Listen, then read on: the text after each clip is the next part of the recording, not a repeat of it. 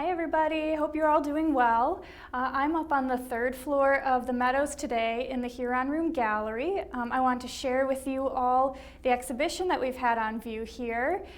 We never got to share it with all of the residents because of all of the lockdown measures that were taken.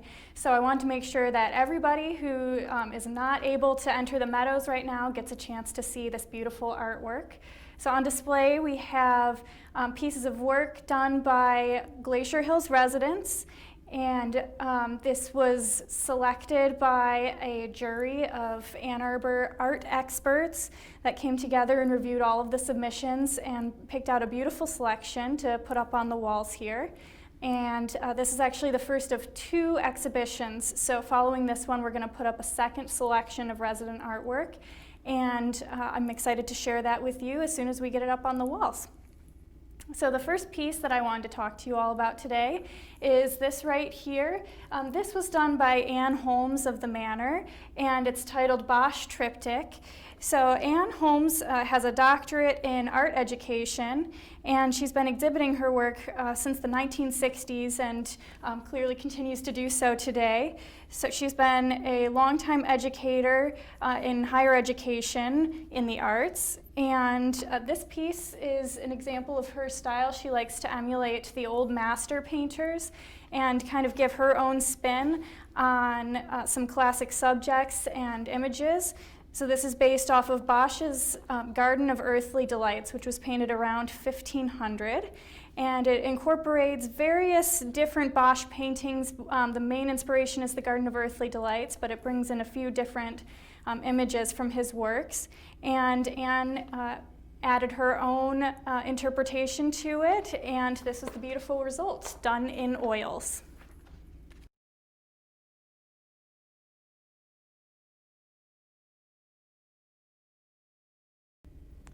On my left, we have a beautiful needlepoint done by Yvonne Hoff of the Meadows. This piece was done in 2009, but Yvonne has been creating needlework since the age of 5. She was taught by her grandmother, and she still owns and treasures the original piece that they crafted together when she was 5 years old. So Yvonne has taken numerous classes over the years in needlepoints, and this piece was created in a monthly class with the Needlework Guild of America. And on the subject of her technique, she says that she just keeps counting.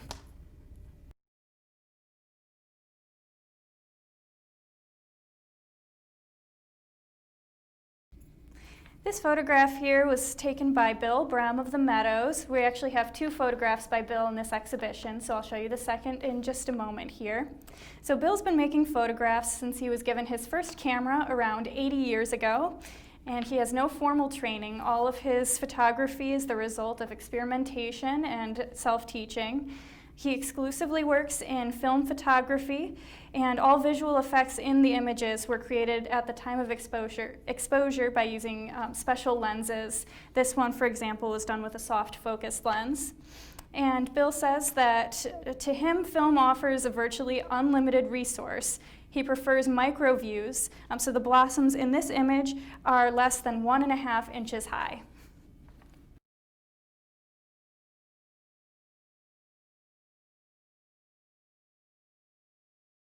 So this is the second of Bill Brem's photographs in the exhibition.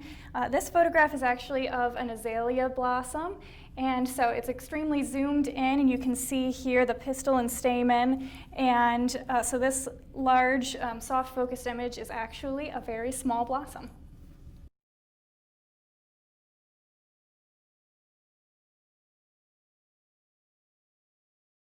This next piece is a colored pencil piece by Sara Newman of the Manor.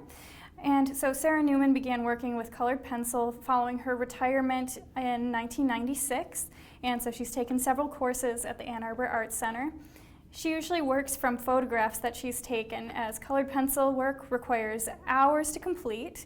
And so the process for this piece was layering very, very thin applications of colored pencil to get a smooth, rich coverage. The piece is titled Mother's Ruby Doll, which tells its story. It's a drawing of an antique doll that belonged to her mother when she was a child around 1915. And her mother made the outfit that's pictured here, along with many others, while she was later in life, and carefully preserved the doll for Sara to have when she was old enough to appreciate its value. So this piece commemorates that doll.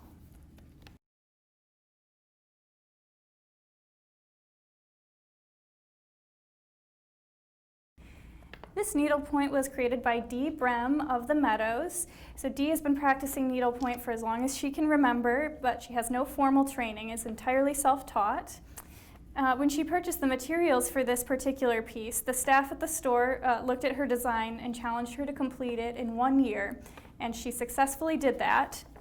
So the 6 angels in the needlepoint depict her 6 grandchildren, and they each have mentally put their name on their selected angel. So every time they look at it, they can point their own angel out.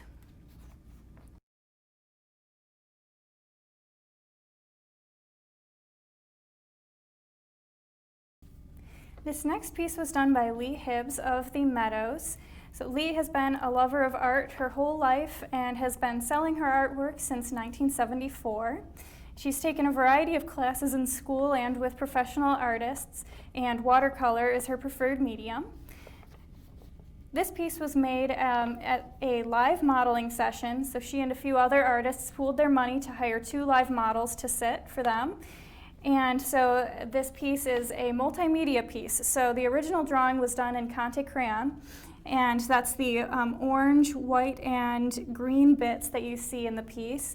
So those were all original drawings, and then she later went in with watercolors, and what she had applied in crayon acted as a resist, and the watercolor just filled in around it. She then photographed those drawings and used Photoshop to kind of create a collage and cut and paste the 2 original drawings into what we see here today.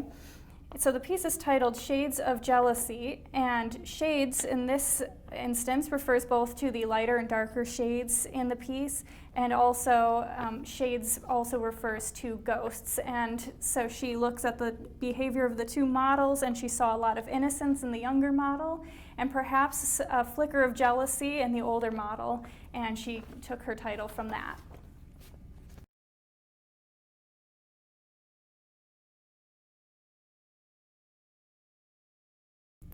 This next watercolor piece was done by Doris Terwilliger of the Meadows.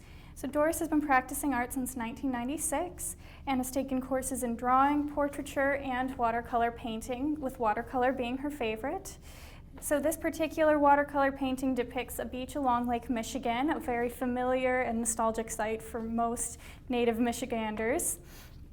And a particularly nice detail in this piece is right along the shoreline, all of that white spray and foam is actually done using negative space, which requires a lot of control with a medium like watercolor. So she filled in the blue of the water and the sand there and left those empty white spaces with some very finely detailed brushwork.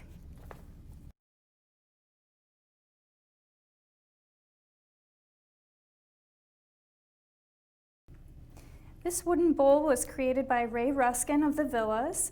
So Ray created this in a class at the U of M School of Art and Design in 1963. The bowl is made of walnut, and she created it by stacking blocks together and gluing them to create a cube of the walnut, which she then turned on a lathe to create the bowl. And she finished off the piece with boiled linseed oil mixed with paint thinner.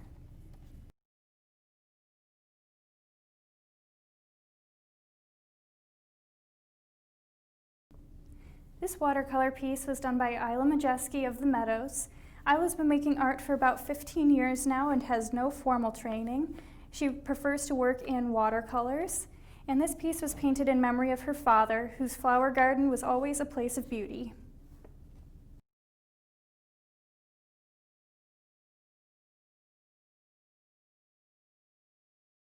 This sculpture was made by Robert Gardstrom of the Villas. Robert's been making art for about 80 years now, and though this is a 3-dimensional piece, he also works in 2 dimensions and actually prefers watercolor painting.